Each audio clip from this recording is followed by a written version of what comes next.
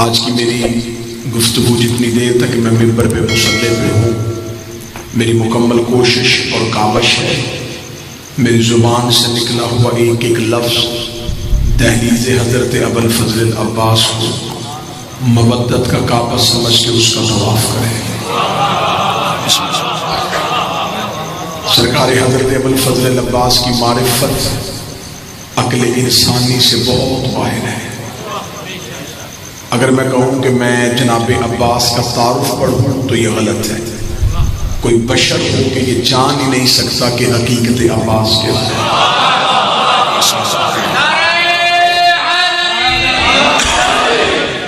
ابوالفضل العباس اللہ کا وہ چھپا ہوا راز ہے جس کی حقیقت پڑھنے کے لیے لہجے کا علی ہونا ضروری ہے۔ میں حضرت ابوالفضل العباس کی معرفت نہیں بیان کر سکتا۔ بعض شیعہ اس غلط فہمی میں ہے کہ شاید معاذ اللہ ثم معاذ اللہ حضرت عباس 14 معصومین میں نہیں تو شاید عباس عصمت کے درجے پہ نہیں۔ یہ غلط فہمی ہے، یہ غلط عقیدہ ہے۔ سخی عباس عصمت کے آخری درجے پہ فائز ہے۔ میں سطر بدلنے لگا ہوں، میں سطر بدلوں گا تو یقیناً آپ کی زبانیں تائید کا حق ادا کریں گی۔ عباس کلو نہ محمد میں نہیں، اوسط نہ محمد میں، کلو نہ محمد میں عباس نہیں، اوسط نہ محمد جو ہے اس سے مراد عباس ہے۔ اوسط کہتے ہیں وسط کو، وسط کہتے ہیں نصف کو، وسط کہتے ہیں آدھے کو۔ رسول نے یہ نہیں فرمایا کہ میرا پہلا اور آخری محمد، فرمایا میرا درمیانہ بھی محمد، میرا نصف بھی محمد۔ اگر میں 12 میں اوسط ڈھونڈوں تو 6 ادھر چلے گئے، 6 ادھر چلے گئے، اوسط نظر نہیں آ گیا۔ میں 14 میں تلاش کروں تو 7 ادھر چلے گئے، 7 ادھر چلے گئے، اوسط نظر نہیں آ گیا۔ کلینی نے صادق امام سے پوچھا تھا مولا اوسط کیا ہے؟ فرمایا ہمارا عباس ہمارا اوسط ہے۔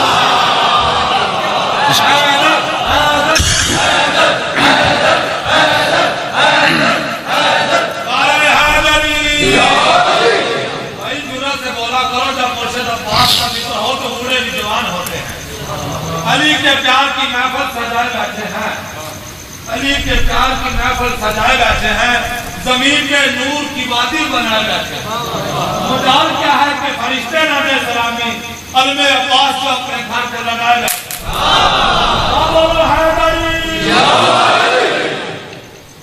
عباس کلو نہ محمد میں نہیں، توجہ مجھے رکھیے گا سر، اوسط نہ محمد میں۔ چلے میں حضرت عباس کی عصمت کی اگلی دلیل دینے لگا۔ صرف شیعہ کتابوں سے نہیں، اہل سنت کتابوں میں یہ حدیث درج ہے۔ اور آپ میں حدیث پڑھوں گا تو آپ میں سے ہر ایک کہے گا یہ حدیث پہلے سنی ہوئی۔ نبی نے فرمایا اگر تم میں سے کسی نے آدم کا علم دیکھنا ہو،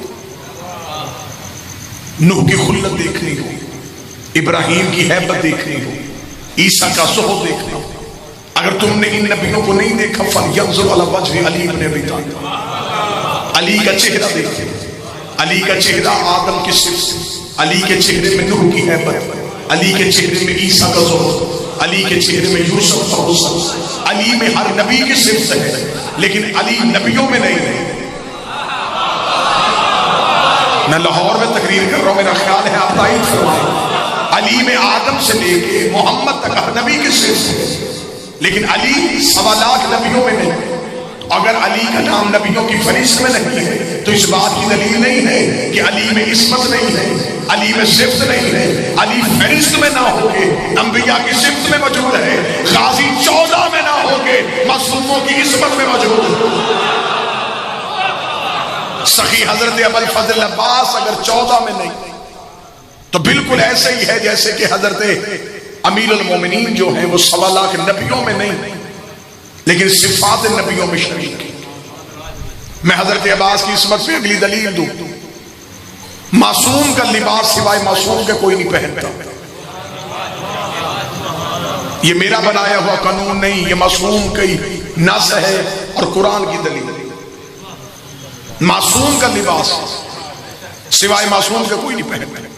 زبان کو ذکر کی تسبیح پہ مجبور کیجئے گا، عباس معصوم نہ ہوتے تو سفیر میں علی کا کرتا نہ پہنتے۔ سرکار ابوالفضل عباس نے صفین میں امیر المومنین کا لباس پہنا. بعض بندے کہتے ہیں کہ زرہ پہنی تھی.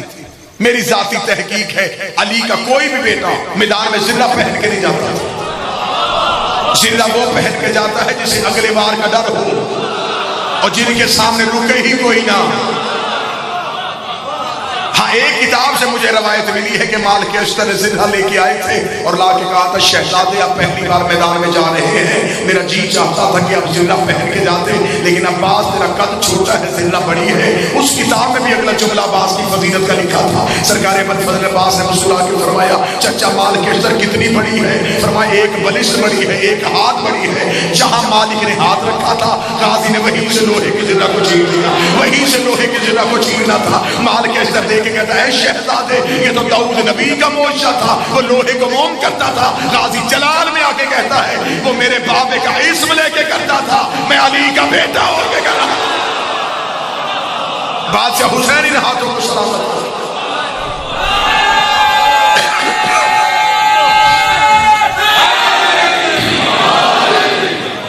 حضرت ابوالفضل عباس کی عصمت کی دوسری دلیل متوجہ ہے صاحبان.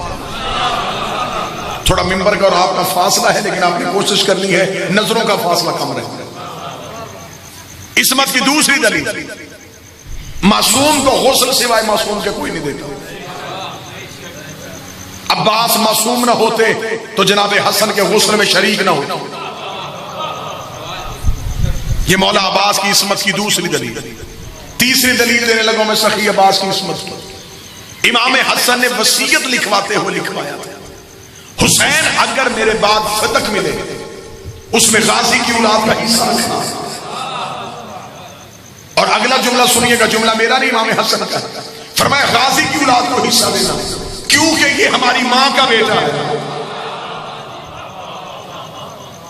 جناب عباس کی خلقت میں سیدہ کی منشا شامل ہے.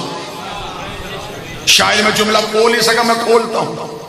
زہرا کو مانگنے کے لیے محمد کو دعا کرنی پڑتی, عباس مانگنے کے لیے سیدہ کو دعا کرنی پڑتی. آج اگر رائے صاحب یہ جملہ سرکار عباس پہ یہ مجمع سننے کے موڈ میں ہے تو آج تک آپ نے سنے ہیں غازی کے ددیال کے فضائل, آپ کو سنائے ہیں غازی کے بابے کے فضائل, غازی کے دادے کے فضائل. مجمع ایک لمحے کے لیے میرے ساتھ متوجہ ہوں, میں تمہیں سناؤں غازی کے نانا کے فضائل, میں آپ کو سناؤں غازی کی والدہ کے فضائل. کتنی فضیلت ہے غازی کے ننہال میں. کوئی نہ سمجھے کہ شاید مولا عباس کی والدہ کا تعلق کسی عام خاندان سے تھا. جناب عباس کی والدہ کا اسم گرامی فاطمہ, یہ نام ہی بتا رہا ہے کہ بی بی کی عزت کیا. عقیدے والے بندے بولنا جو سیدوں کے گھر آنے سے پہلے بھی فاطمہ تھی. آل محمد کے گھر آ کے فاطمہ نہیں بنی, یہ اپنے گھر میں بھی فاطمہ تھی. اس بی بی کا کنیت مشہور ام البنین, یہ اس بی بی کا لقب نہیں, لقب ہے بی بی کا ام الکرامہ, کرامتوں کی ماں.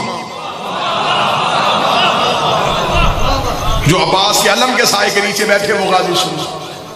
لقب ہے شہزادی کا ام الکرامہ, کرامتوں کی ماں. کنیت بی بی کی ام البنین, بیٹوں کی ماں. جناب فاطمہ کلابیہ, تعلق بنی کلاب خاندان سے. بی بی کی والدہ کا نام سمامہ بنت سہیل, بی بی کے والد کا نام حزام, بی بی کے دادا کا نام ابو البرہ ام النساء, نیزوں سے کھیلنے والا. بی بی کی دادی کا نام لیلہ بنت شہیب. کس خاندان سے غازی کی ماں کا تعلق تھا؟ بنی کلاب سے. توجہ پوری رکھیے گا تو سمجھے. بنی کلاب سے. بنی کلاب خاندان کون ہے؟ تاریخ عرب کہتی ہے کہ عرب میں دو خاندان بہادری کی وجہ سے مشہور ہیں, ایک بنی ہاشم اور ایک بنی کلاب.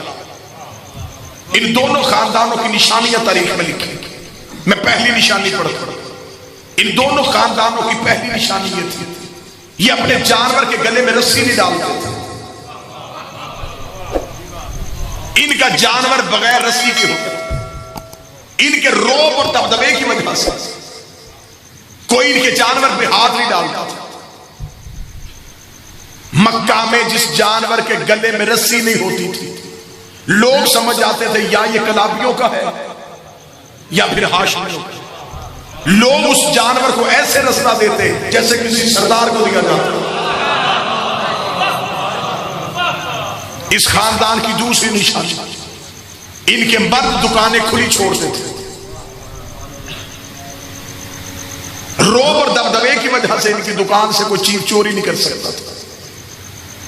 عرب کے قبیلوں کے لوگ، کیونکہ عربوں میں برادریاں نہیں قبیلے ہوتے تھے، ہر قبیلہ یہ چاہتا تھا کہ میرے قبیلے میں بہادری آئے۔ عرب اپنے قبیلوں کے نوجوانوں کو جنگ کی تربیت کے لیے سرکار عباس کے نانا حزام کے پاس بھیجتے تھے۔ جناب حزام ان کی تربیت کرتے تھے، انہیں لڑنا سکھاتے تھے، نیزہ اٹھانا سکھاتے تھے، تلوار چلانی سکھاتے تھے، تیر کا ہنر سکھاتے تھے۔ جب جناب حزام کے پاس تربیت پا کے تو نوجوان جاتا عرب کا، تو جناب حزام اس کو ڈگری کیا دیتے تھے؟ اس کے تلوار کے قبضے پہ اپنا نام لکھ دیتے تھے۔ عرب میں جس بہادر کی تلوار کے قبضے پہ غازی کے نانا کا نام لکھا ہوتا تھا لوگ سمجھ جاتے تھے یہ بہادر ہے، اور یہ تلوار کبھی بھی میدان میں ٹوٹی ہوئی نہیں ملتی تھی، اس لیے کہ یہ مفروروں کے ہاتھ میں ہوتی ہی نہیں تھی۔ میں جناب عباس کے ننہال آپ کو سنا، جناب حزام کتنے بہادر تھے۔ سرکار عباس کو بہادری نجیب الطرفین ملی ہے، دونوں طرف سے۔ جناب عباس کے نانا عرب کے بہادر ترین فرد تھے۔ یہاں آپ کو تاریخ نے ایک واقعہ بتایا، وہ واقعہ پڑھو کہ جناب سیدہ کے جانے کے بعد مولا علی نے اپنے بھائی عقیل سے کہا کہ مجھے ایک بہادر خاندان چاہیے۔ ایسا ہے یا نہیں؟ آپ نے سنا ہے نا جی پہلے یہ سوال مولا علی نے کس سے کیا؟ اپنے بھائی عقیل سے۔ مجھے بہادر خاندان چاہیے۔ بعض لوگ کہتے ہیں کہ مولا نے فرمایا بہادر خاتون کا رشتہ چاہیے، خاتون کا لفظ علی نے استعمال نہیں کیا، کیونکہ مولا امیر المومنین کا نہج البلاغہ میں خود کا فرمان ہے مرد کی خوبی عورت کا عیب ہوتی ہے، عورت کی خوبی مرد کا عیب ہوتی ہے۔ یہ جملہ میرا نہیں، امیر المومنین کا۔ مولا فرماتے ہیں مرد بہادر اچھا ہوتا ہے، عورت بزدل اچھی ہوتی ہے۔ بہادری مردانگی کا زیور ہے، حیا عورت کا زیور ہے۔ مرد میدان میں اچھا لگتا ہے، عورت چار دیواری میں اچھی لگتی ہے۔ مجمع خاموش ہے، مجھے جگانے کے لیے جملہ کہنا پڑ رہا ہے۔ ہاں یہ علیحدہ بات ہے، گھر کے مرد بہادر نہ ہو تو عورتیں لڑنے میدان میں آتی ہیں۔ یہ جملہ تھا آپ کے اٹھنے والا۔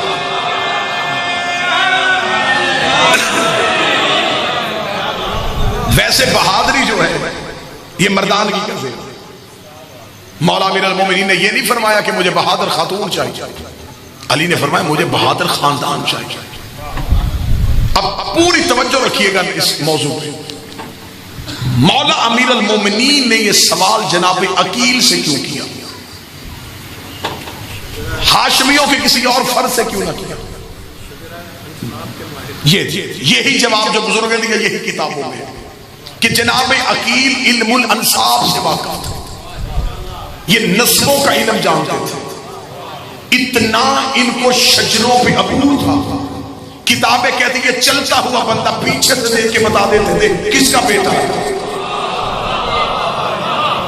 جناب عقیل علی کے بھائی یہ مرد کے شانوں کی چال اور قدموں کی چال سے بتا دیتے تھے یہ کس کا بیٹا ہے، کیونکہ عربوں میں شجرہ بڑا مشہور تھا، عرب قبیلوں میں فخر بڑا کرتے تھے، ان کی ہاں تکبر قبیلوں میں تھا، یہ بہادر قبیلوں میں ناز کرتے تھے، بڑے قبیلوں میں ناز کرتے تھے، اتنے یہ قبیلہ پرور لوگ تھے، اتنے یہ خاندان پسند لوگ تھے، یہ میدان جنگ میں لڑنے سے پہلے دشمن سے شجرہ سنتے تھے۔ یہ عربوں کی تہذیب تھی، یہ لڑائی سے پہلے دشمن کو للکار کے کہتے تلوار باغ میں نکال دو، پہلے بتا کس کا بیٹا ہے، دادا کا نام کیا ہے، نانا کا نام کیا ہے، کس قبیلے سے تیرا تعلق ہے۔ میں تاریخ سنا رہا ہوں اور تاریخ ہمیشہ میٹھی ہوتی ہے، آپ خاموش ہوتے ہیں، مجھے جگانے کے لیے پھر ایک جملہ دینا پڑتا ہے. یہ میدان جنگ میں کھڑا کر کے پہلے شجرہ سوتے تھے. اب پتا چلا لوگ لڑنے سے نہیں ڈرتے تھے. چلے بے نیازی ہے آپ کی، اگر زحمت فرما سکے تو.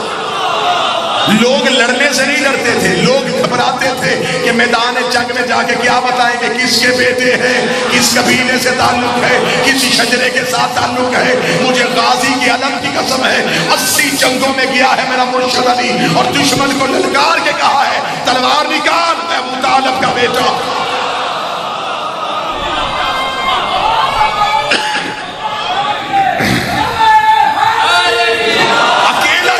عربوں میں اکیلا جوان علی تھا جو میدان میں باپ کا نام بھی لے لیتا تھا اور خیبر میں ماں کا نام بھی لیا.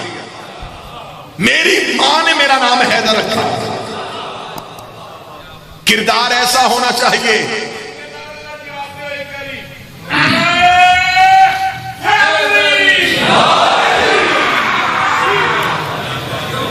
یہ عربوں کی تہذیب تھی. موضوع میں دلچسپی ہے یا نہیں ہے؟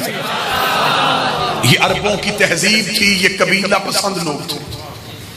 اب میں نے سوال منبر سے کیا کہ مولا علی نے جناب عقیل سے کیوں کہا؟ آپ خاموش تھے، بزرگ کی آواز آئی اس لیے کہ وہ علم الانصاب سے واقف تھے، اور یہی جواب منبر سے دیا گیا، یہی بات کتابوں میں لکھی. میں اسے تھوڑا آگے جانے لگا. یہ میں بھی مانتا ہوں کہ جناب عقیل علم الانصاب جانتے تھے. سوال یہ ہے کہ پوچھ کون رہا ہے؟ کوئی بیٹھا ہے علم سننے والا بندہ، کوئی لفظوں میں بولنے والا بندہ بیٹھا. پوچھ کون رہا ہے؟ جناب علی. رائے صاحب آپ نے کہا جو کائنات کے راز جانتے، میں اس سے بھی اگلی بات بتاؤں. پوچھ وہ رہا ہے جس کی تلوار شجرے جانتی ہے. آیا نہیں تو میں کتابوں کا ڈھیر لگانے کے لیے تیار ہوں. علی کی ذوالفقار کی ہیبت تو دیکھنا، یہ گردن میں رک کے پہلے شجرہ پڑتی تھی، 7ویں پشت میں بھی مومن ہوتا تھا، یہ گردن میں نہیں چلتی تھی. ایک دن مال کے اشتر نے پوچھا تھا یا علی یہ گردنیں چھوڑ کے کیوں چلتی ہے؟ فرمایا گردنیں چھوڑ کے نہیں چلتی، شجرے دیکھ کے چلتی.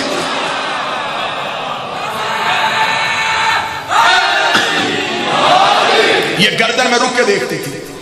اس کی نسل میں کوئی مومن تو نہیں آنے والا. اگر کوئی مومن ہوتا تو اس مومن کی وجہ سے اسے چھوڑ دیتے. اب خطیبوں کے پاس تو لفظ ہی ہوتے، آپ سمجھتے خطیب آزاد ہو کے تقریر کر رہا ہوتا، ہم ایک پنجرے میں بند ہو کے آپ تک حقائق پہنچا رہے ہوتے.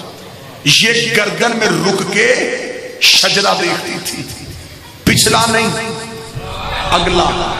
اب پتا چلا کہ علی نے ہر بندہ کیوں نہیں مارا. علی بھی انتظار میں ہوتے تھے کہ کوئی میرا ہی سپاہی آنے والا ہے. اب جس نے پوچھا وہ کون ہے؟ جس کی تلوار شجرے جانتی ہے.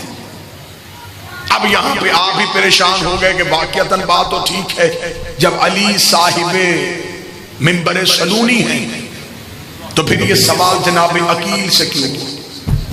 واللہ بخدا دیہات ہوتا، کوئی مضافات ہوتے، میں یہیں سے گزر جاتا. لاہور شہر ہے، علمی لوگ میرے سامنے بیٹھے ہیں، میں نے دعویٰ کر کے دلیل نہ دے کے جاؤں تو پھر گفتگو ادھوری رہ جائے. اب میں دلیل دینے لگا اور اہل علم سے مداد چاہتا ہوں. مولا علی کا جناب عقیل سے یہ کہنا بالکل ایسے ہی ہے جیسے اللہ نے موسیٰ سے پوچھا تھا تیرے ہاتھ میں کیا ہے.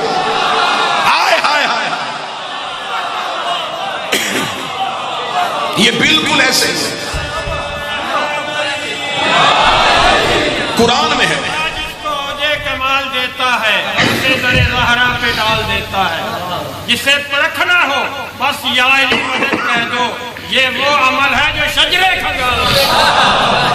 مولا علی کا یہ خون و بدن رنگ نسل ذات کے رشتے، یہ خون و بدن رنگ نسل ذات کے رشتے بے معنی ہے اگر ان میں نہ ہو رشتہ بری کا. میثاق میں ہم نے تو بس یہی عہد کیا تھا، اس کے بعد کا لعنت جو دشمن ہے علی. بولو بولو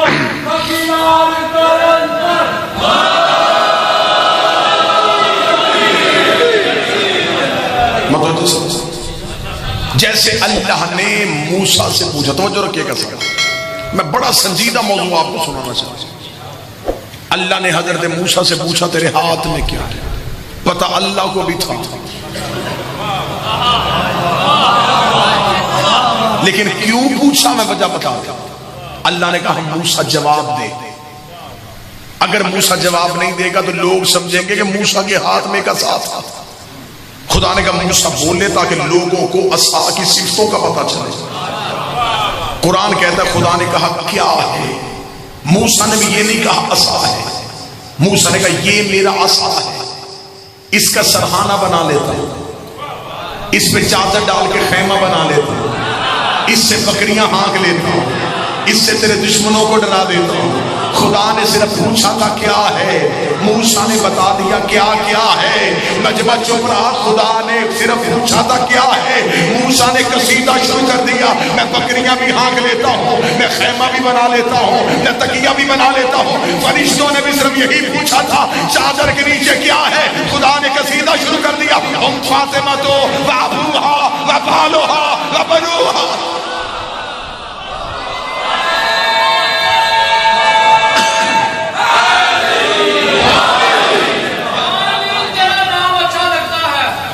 حسین لگتا ہے، تیرا مقام اچھا لگتا ہے، تیرے عشق میں کہتے ہیں لوگ مجھے کافر، یا علی یہ الزام اچھا لگتا ہے۔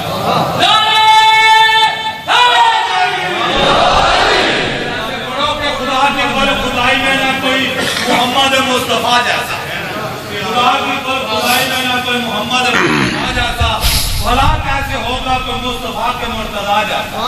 یہ دونوں عالم میں سارے بڑی شان والے، نہ کوئی نماز جیسا نہ کوئی عطا جیسا۔ سیدات ذات بلندر صلوات اللہم صلی اللہ محمد والے مطلب خدا نے صرف یہ پوچھا تھا کیا ہے، تو جو پوری رکھیے گا۔ موسیٰ نے پورا تعارف کر دیا۔ ایسے ہی مولا علی نے جناب عقیل سے کہا مجھے بہادر خاندان چاہیے۔ عقیل نے قصیدہ شروع کر دیا۔ اگر علی نہ پوچھتے تو آج ہمیں کیا پتا چلتا کہ غازی کے ننہال کیسے۔ جناب عقیل نے اب قصیدہ شروع کیا۔ قصیدہ کیسے شروع کیا؟ میں طریق کے لفظ پڑھ لوں۔ مولا امیر المومنین نے کہا مجھے بہادر خاندان چاہیے۔ جناب عقیل نے مسکرا کے کہا میں ایک ایسے خاندان کو جانتا ہوں جن کی عورتیں طیبہ بھی ہیں۔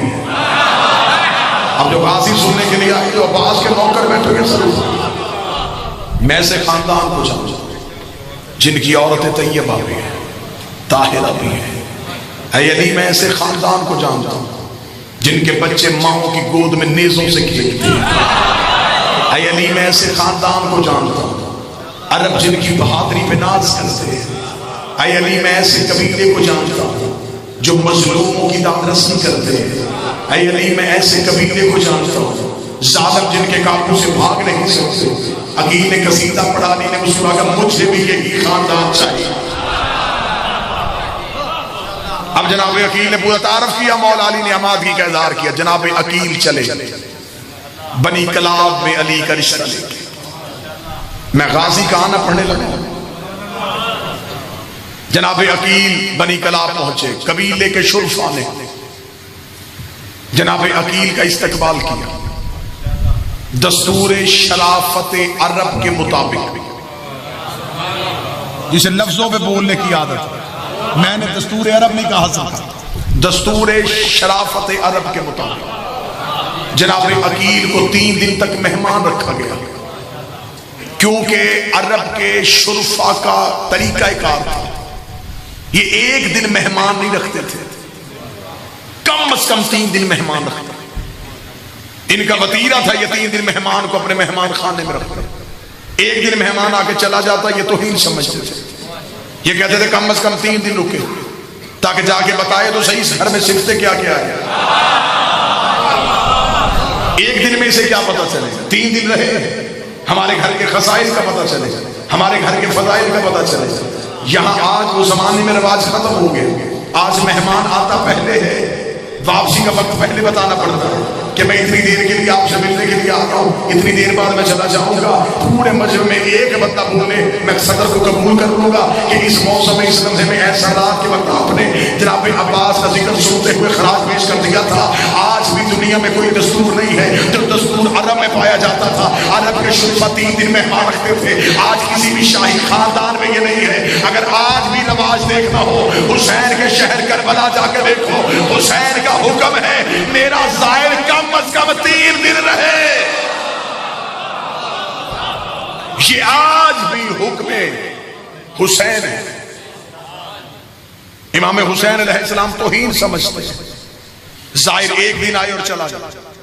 حسین کہتے کم از کم 3 دن رک تاکہ وطن جا کے بتائے تو صحیح کہ حسین بانٹتا کیسے ہے. حسین 3 دن کہتے کم از کم مہمان. اب دستور شرافت کے مطابق جناب عقیل کو توجہ ہے جی موضوع میں, موضوع پسند ہے یا نہیں. جناب عقیل کو 3 دن مہمان رکھا گیا. 3 دن مہمان نوازی کرنے کے بعد اب تیسرے دن غازی کے نانا ام البنین کے بابا جناب حزام جناب عقیل کے سامنے آئے. جتنے میرے محترم سامعین بیٹھے میں ممبر پہ اعتراف کرنے لگا. اب میں اپنی خطابت کا کوئی لفظ نہیں ڈالوں گا کیونکہ میں کیوں 2 سرداروں کے درمیان اپنے لفظ ڈالوں. میری کیا ضرورت ہے کہ 2 اہم بول رہے ہوں اور میں ان کی گفتگو ہٹا کے اپنے لفظوں کا سہارا لوں. نہ, کوئی مجمع سے داد دے نہ دے, میں بولنے لگا ہوں وہی لفظ جو جناب حزام نے عقیل سے کہے, جناب عقیل نے جناب حزام سے کہے. مجمع میں روحانیت آ جائے گی, ماحول میں نورانیت آ جائے گی. کیونکہ خطابت نہیں ہے, میں یہاں پہ سرداروں کی گفتگو کرنے لگا ہوں. تیسرے دن جناب حزام عقیل کے سامنے آئے, سامنے ادب کو طے کیا, ہاتھ باندھ کہتے اے رئیس مکہ. اب جو بول سکے وہ بولنا. اے متولی کعبہ, اے بنو ہاشم کے چشم و چراغ, اے خاندان عزت کے بہترین فرد, یہ کون سی مجبوری بنی کہ آپ کو ہمارے قبیلے میں چل کے آنا پڑا. اتنا جملہ کہنا تھا, عقیل نے سر اٹھایا. اب جناب عقیل نے بھی پورا تعارف پڑا. جناب عقیل سر اٹھا کر اے بہادری کے نشانوں, اے شجاعت کے علم برداروں, اے عرب کے قبائل کے بہترین افراد, اے مظلوموں کی دادرسی کرنے والوں. پورا قصیدہ ادھر سے بھی پڑھا گیا, ادھر سے بھی پڑھا گیا. اب آئے ہیں مدعا پہ, اب آئے ہیں موضوع پہ.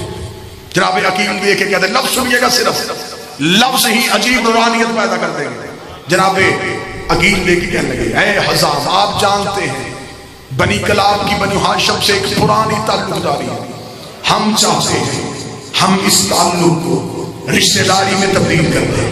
ہم چاہتے ہیں ہم بنو ہاشم کی ایک فرد کا عقد بنی کلاب کی کسی مصلوب کے ساتھ کریں. اتنا کہنا تھا, یہ حزام نے سر اٹھایا, عقیل کا چہرہ دیکھ کے کہا اے عقیل, یوں تو بنو ہاشم کا ہر فرد اپنے اندر علیحدہ فضیلت رکھتا ہے, یوں تو بنو ہاشم کا ہر فرد اپنے اندر علیحدہ شان رکھتا ہے, یوں تو بنو ہاشم کا ہر جوان اپنے اندر علیحدہ فضائل رکھتا ہے. لیکن میں پوچھنا چاہتا ہوں کہ آپ کسی مخصوص جوان کی بات کر رہے ہیں. اتنا کہنا تھا, عقیل کے چہرے میں تبسم آیا, مسکرا کے کہنے لگے میں اس مخصوص مرد کی بات کر رہا ہوں جو میرا بھائی ہے, ابو طالب کا بیٹا ہے, نبی کا داماد ہے, یعنی میری مراد علی ہے. علی کا نام اب میں دیکھوں گا کون بندہ ہے جو نوکر کی غازی کا ہے اور اس کی زبان بھی چمڑے پر ہے. اتنا کہنا تھا, جناب عقیل کا جملہ علی کہا, علی کا نام آنا تھا. حزام نے اپنے سر سے تاج اتارا, زمین میں فوراً سجدہ کر کے کہا میرے اللہ تیرا شکر ہے,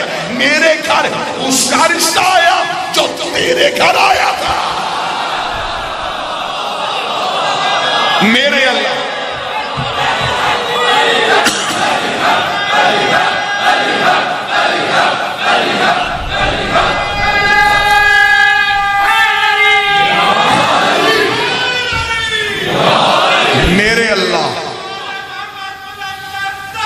اللہم صلی علی محمد.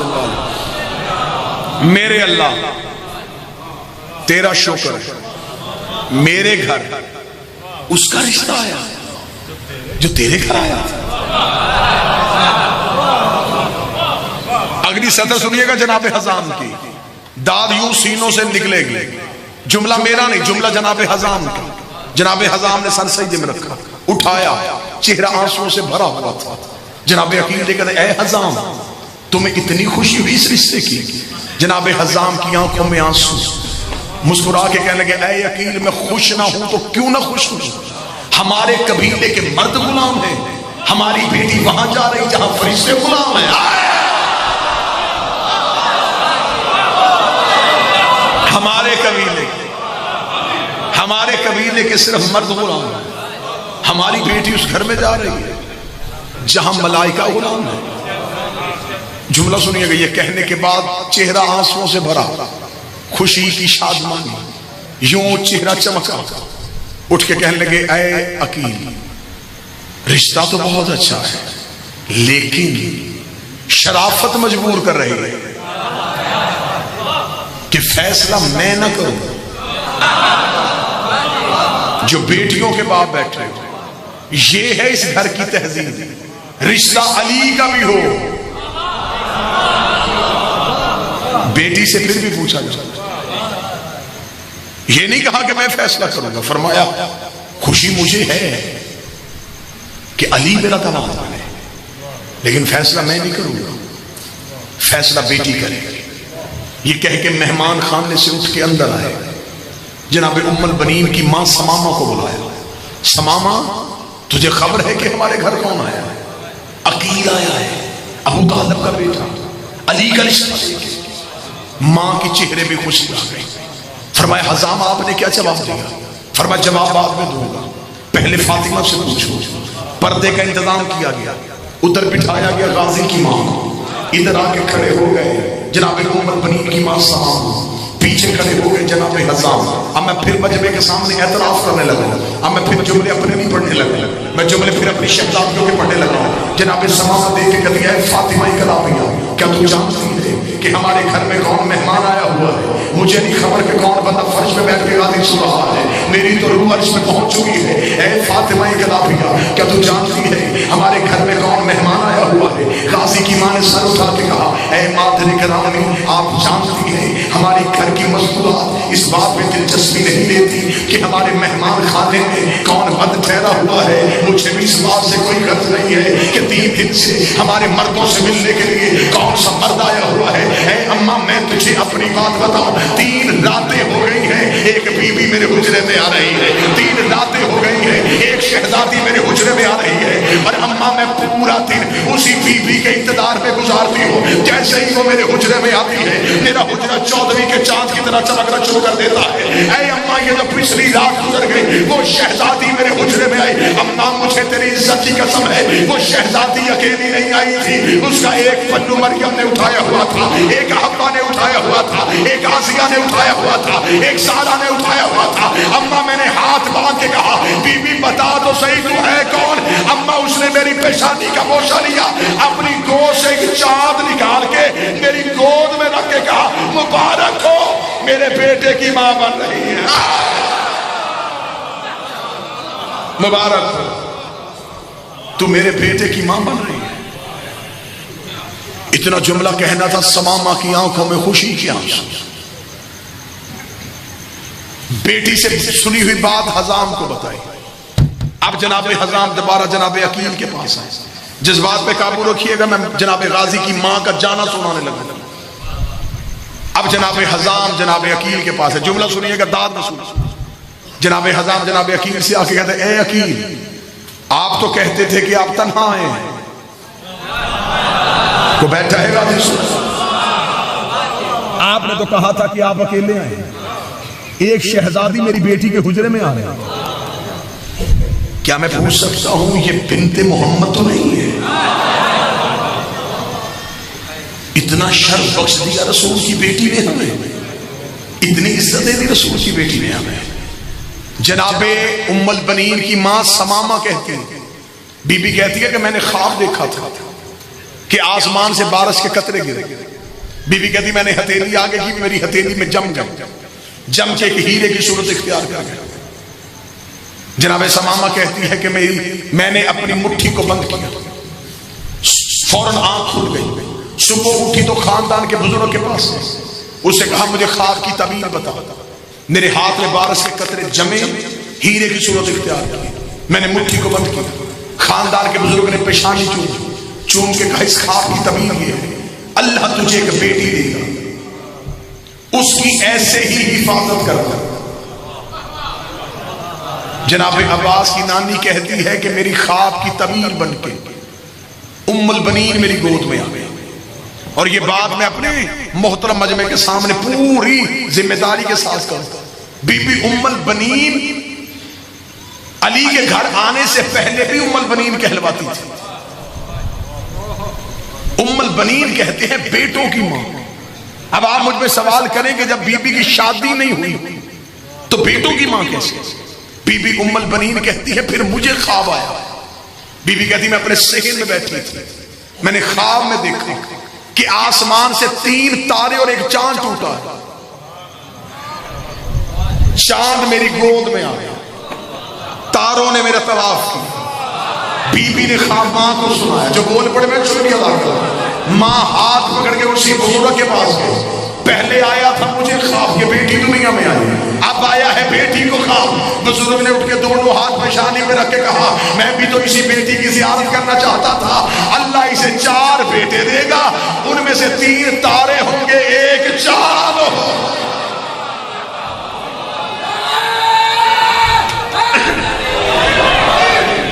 اس خواب کی تعبیر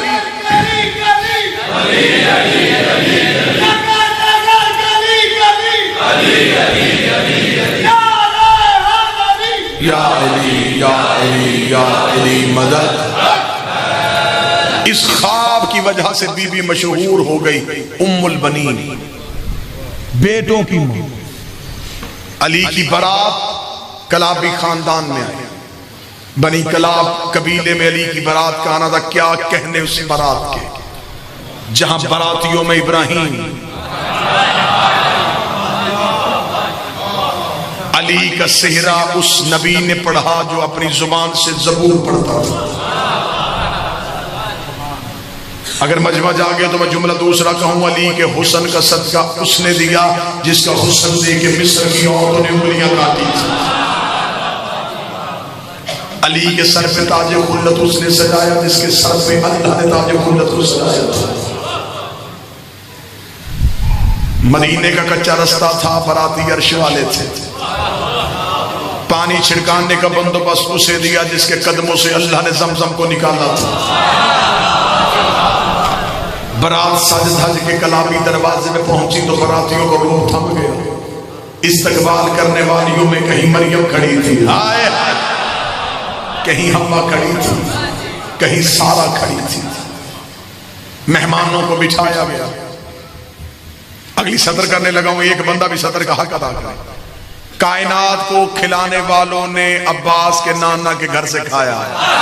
آئے ہائے ہائے. کائنات کو بانٹنے والوں نے ام البنین کے گھر سے کھایا. اب آیا امیر المومنین کا وقت نکاح. غازی کے علم کے سائے میں ہوں, ہمیشہ کوشش کی ہے قوم کے سامنے عقیدہ پڑھا جائے. حضرت امیر المومنین نے اپنا عقد خود پڑھا, کیونکہ قانون فطرت ہے معصوم کا نکاح سوائے معصوم کے کوئی نہیں پڑھتا. معصوم اپنا نکاح خود پڑھتا ہے. مامون رشید کے دربار میں امام رضا کا نکاح جب مامون کی بیٹی سے پڑھا جانے لگا تو مامون رشید نے اپنے درباری عالم یحییٰ بن اکثر کو اٹھایا. امام رضا نے ہاتھ کا اشارہ کر کے بٹھا اس سے, تجھے نہیں پتا معصوم کا نکاح سوائے معصوم کے کوئی نہیں پڑھتا. لاہور چپ ہو جائے تو پھر میں لفظ لے کے کہا جاؤں معصوم کا نکاح سوائے معصوم کے کوئی نہیں پڑھتا. اللہ جانے ابو طالب کون تھا, کون تھا علی کا, جو مصطفیٰ جیسے معصوم کے ہوتے ہوئے مصطفیٰ جیسے معصوم کا نکاح پڑھا تھا.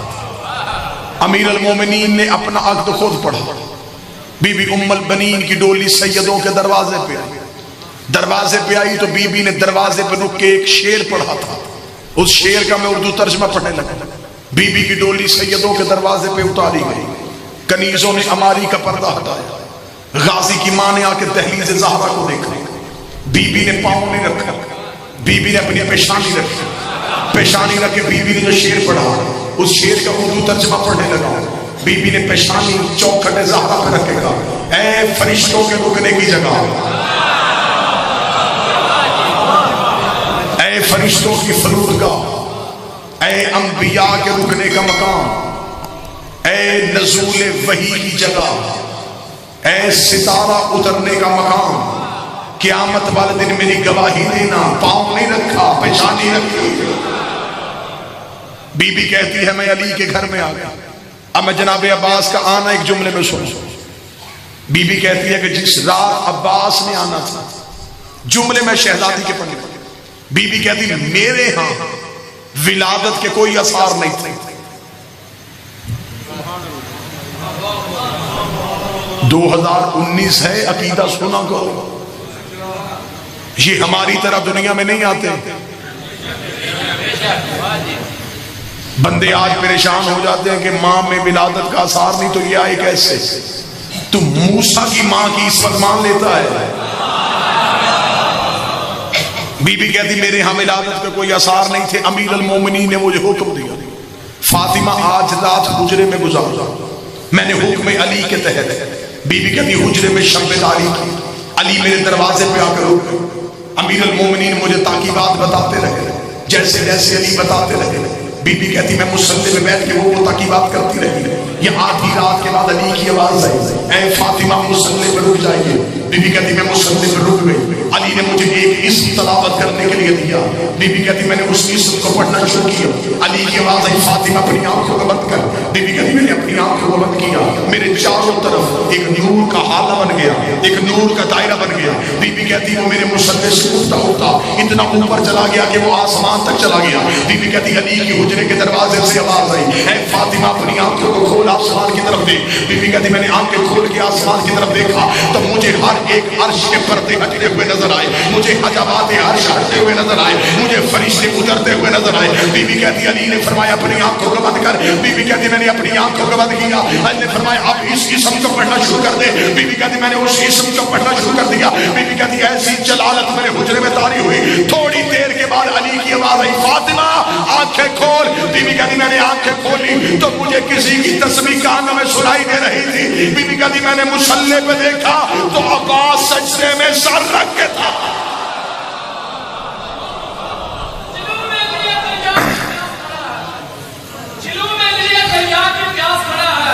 یہ شبیر کا کوئی مذکور خاص کھڑا ہے، یہ کالے عباس میں الگ نہیں لوگوں، مہدی کے انتظار میں عباس کھڑا ہے۔ ان کے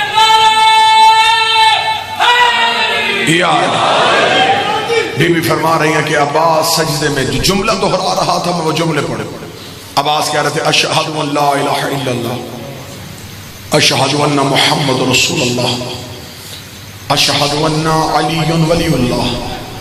اگلی سطر سننا جو غازی کے نوکر بیٹھے۔ بی بی کہتی عباس نے دنیا میں آتے کہا اشہد ان حسین و امامی، میں گواہی دیتا ہوں حسین میرا امام ہے۔ علی نے مانگا تھا بیٹیوں کے پردے کی خاطر،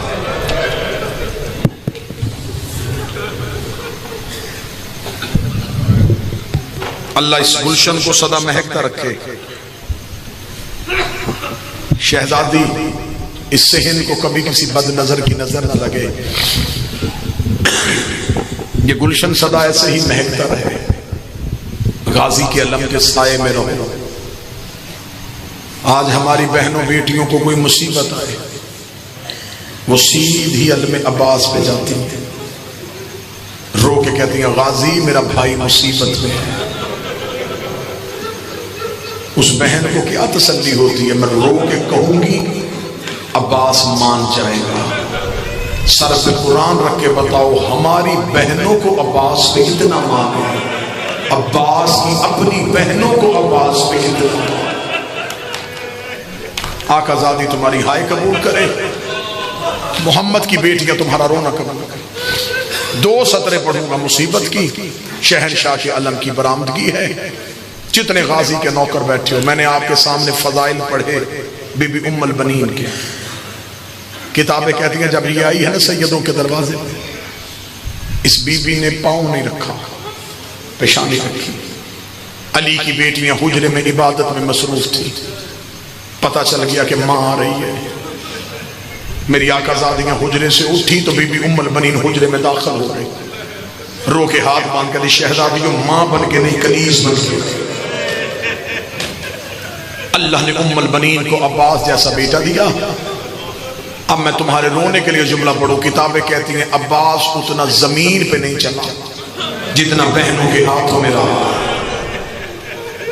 تیری چیخ کے لیے جملہ کہہ رہا ہوں، کتابیں کہتی ہیں غازی کی بہنوں نے وقت مقرر کیے ہوئے تھے، ظہر تک عباس میں اٹھاؤں گی، مغرب تک کلثوم تو اٹھائے گئے۔ اتنا عباس ہاتھوں میں رہے کہ جب چلنے کے قابل ہو گئے نا عباس، تو ایک دن اپنی ماں کی حویلی میں آئی، بی بی ام البنین کی آواز، غازی کہاں سے آیا؟ عباس کی آواز، اماں بہنوں کے گھر سے۔ بس یہ آخری بار بہن کہا عباس نے۔ غازی کی ماں کو جلال آ گیا، جلال میں آ کر ہی میرے سامنے کھڑا ہو، کس کو بہن کہا ہے؟ عباس کہتا اماں زینب بہن، اماں کلثوم بہن۔ بی بی روکے کہتی غازی پہلے تو بچہ تھا، میں نے تجھے نہیں روکا، عباس اب تو جوان ہو رہا ہے، میں تجھے آج بتاؤں وہ تیری بہنیں نہیں، وہ تیری آقا زادیاں ہیں۔ عباس وہ تیری آقا زادیاں ہیں، تو ہے کنیز کا بیٹا، وہ ہے بطول کی بیٹیاں۔ اتنا جملہ کہنا تھا، غازی قدموں پہ ہاتھ رکھ کے مجھے پہلے کیوں نہیں بتایا میں کنیز کا بیٹا ہوں؟ ہاں عباس تو کنیز کا بیٹا۔ پھر زندگی گزر گئی، غازی نے زینب کو بہن نہیں کہا۔ حسرت رہی علی کی بیٹی کی کہ عباس بہن کہے۔ جب بھی بی بی کہتی عباس مجھے بہن کہہ رہو، کہتا کیسے کہوں، میری ماں کا حکم ہے۔ اتنی وفا کی ہے بی بی ام البنین نے، جو کربلا کے ظاہر بیٹھے وہ میری گواہی دینا۔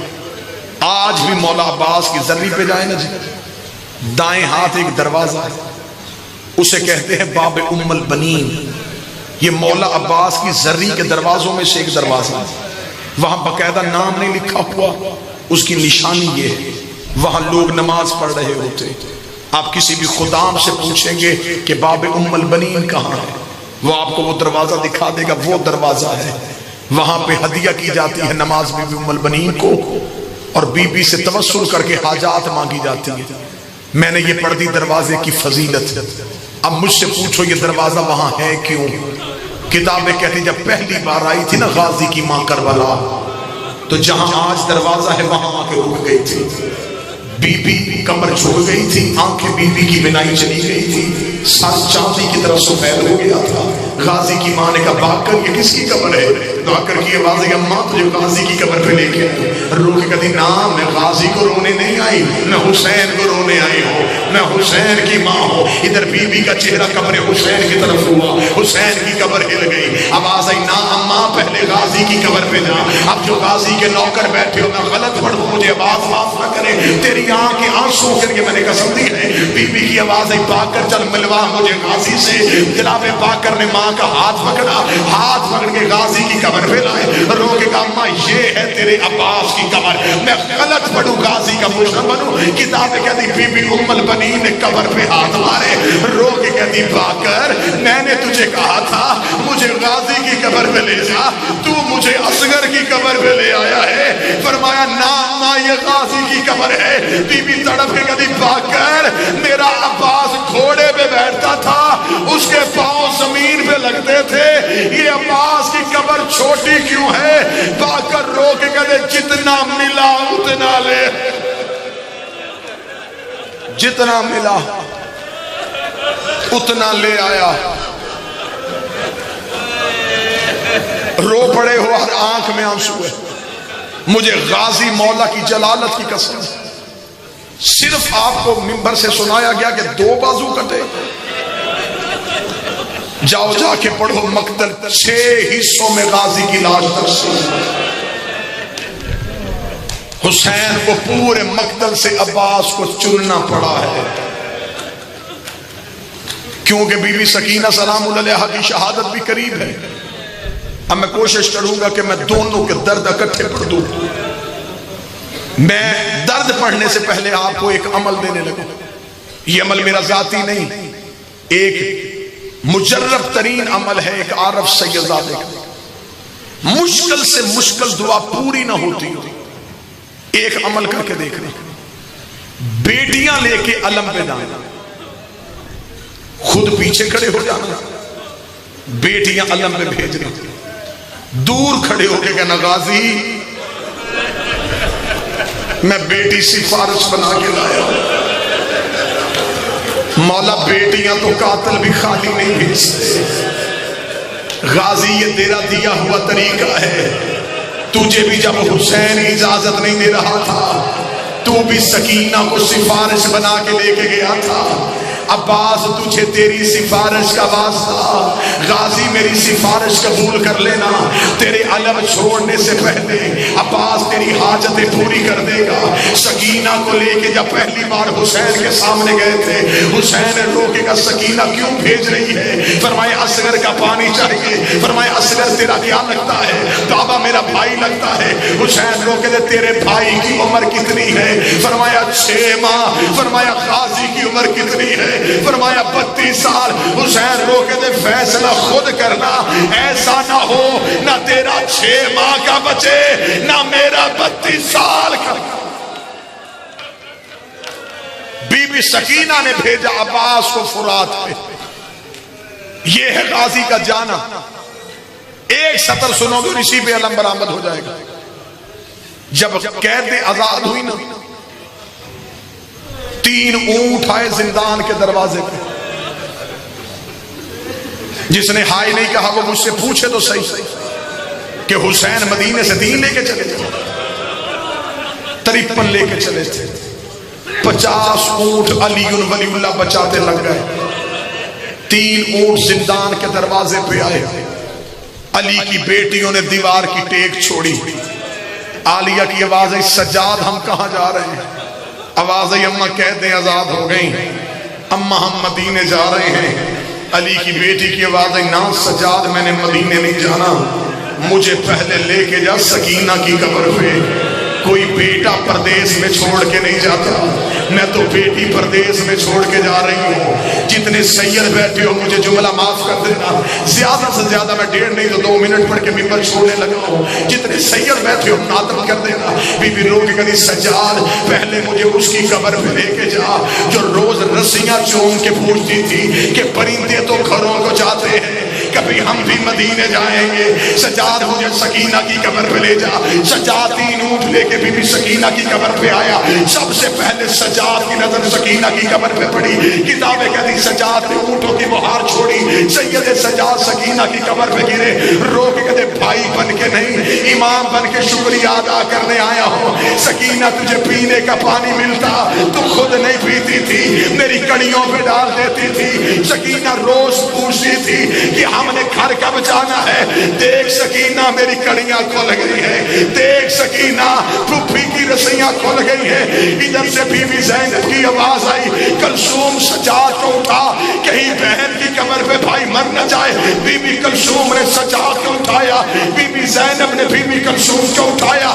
جو غازی کے نوکر بیٹھے ہو سب سے آخر میں آئی علموں والے عباس کی زوجہ فضل کی ماں، رو کے کہی سیدزادیوں ایک بات پردہ کرو، مجھے سکینہ سے کوئی بات کرنی ہے۔ بیویوں نے پردہ کیا، شام کی دھرتی میں زلزلہ آیا۔ زینب نے مڑ کے دیکھا، عباس کی زوجہ نے برقعے کے نیچے سے عباس کا کٹا ہوا سر نکالا، سکینہ کی قبر میں رکھا، ہاتھ باندھ کے کھڑی ہو گئی، رو کے گئی بی بی نوکر معافی مانگنے آیا ہے، بی بی پانی لینے گیا تھا، بی بی فرات میں سو گیا۔ سکینہ کی قبر ہل گئی، آواز آئی اماں سر اٹھا، میں راضی، میرا کربلا کا غریب راضی، میری